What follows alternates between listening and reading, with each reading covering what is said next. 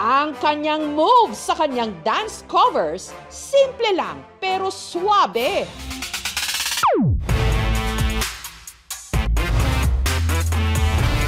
Pirming naka-sleeveless at naka-sexy outfit.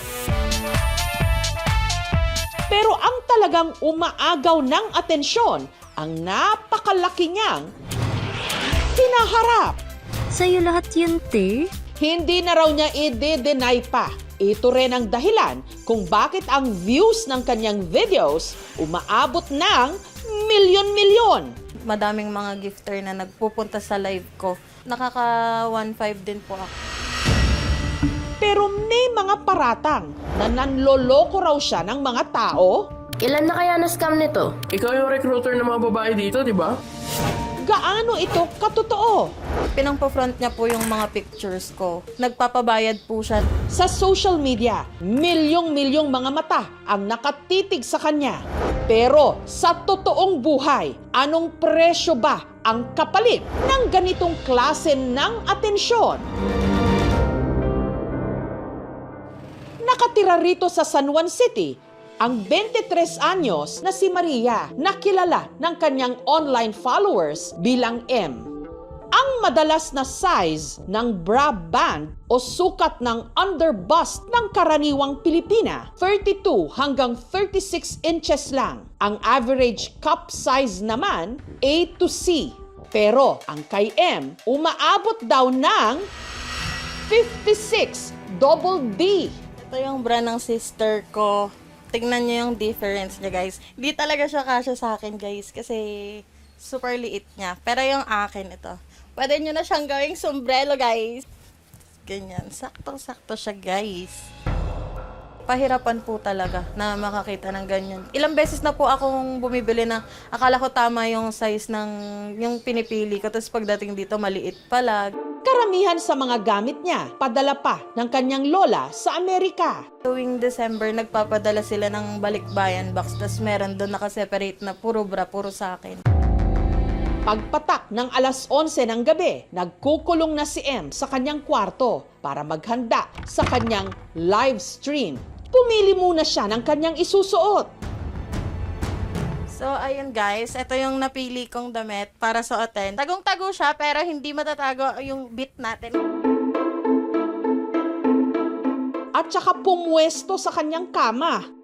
Nung nasigurado niyang kita na siya sa screen, nagsimula na siyang mag-live. Kamusta ang buhay-buhay?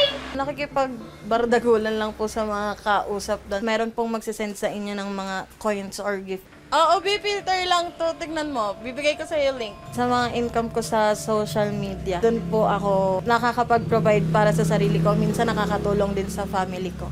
Pag may pera yan, puro libre. Kagaya niyan, sa gamit, hindi ka minsan bumibili siya ng ulam.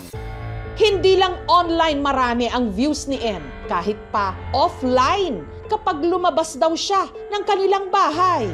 Nakakaingit po siya kasi umalaki yung ano niya, dibdib niya, tapos dalawa ako, ano lang, maliit lang. Pag maalis kami, mamalengke lang, ganyan. Ang dami talaga nakatingin sa kanya. Pero hindi na lang daw ito dinidibdib ni M. Maaga kasi siyang naharap sa ganitong mga puna. Nung elementary po ako, lagi akong nabubuli na ang laki ng boobs ko. Pero nung naging high school at college ako, wala na po sa akin. Pinaliwanag naman sa akin ng parents ko pati ng lola ko nun na parang nasa genes po kasi talaga siya. Parang ayun yung asset ko. Nung may nag-viral ako na pictures, dun ko na isip na pwede naman palang maging ganito. Kaya kong i-post sa social media ng hindi nag-aalinlangan. Tas parang walang pakialam talaga sa mga sasabihin ng mga tao. Feeling blessed man daw si M, hindi niya raw maikakaila na ang kanyang asset parang may nakadikit ding sumpa. Mabigat pa ata sa basto. Dati umiiyak po talaga ako as in sa papa ko. Kaya inaaway nila yung mga basher ko noon. Pero na-realize ko na, bakit? Wala man akong ginagawang masama. Bakit ako masasaktan sa inyo? Nang dahil sa kanyang dibdib, minsan na rin daw siyang naharas. Meron pong gas delivery. Akala ko magtatanong lang po siya. Hinila po ako tapos hinawakan niya talaga yung boobs ko. Takot na takot po ako lumabas nun. Pero ang mas pinangangambahan ngayon ni M, ang mga kumakalat na kwento online na hindi lang daw siya basta sumasayaw at nagpapasexy sa social media. Di umano, manloloko siya. Ilan na kaya na-scam nito? Ikaw yung recruiter ng mga babae dito, di ba? Pero paglilinaw ni M, hindi siya ang nasa likod ng mga account na ito, kundi ang kanyang mga poser o yung mga nagpapanggap na siya na nagnanakaw din daw ng kanyang mga video. Nagkaroon po kasi ako ng isang poster na mas mataas po talaga yung followers. Sila yung nagkakapera. Meron pang araw ng gamit ng kanyang mga litrato para mang catfish o manlinlang ng iba. Pinangpo-front niya po yung mga pictures ko. Nagpapabayad po siya.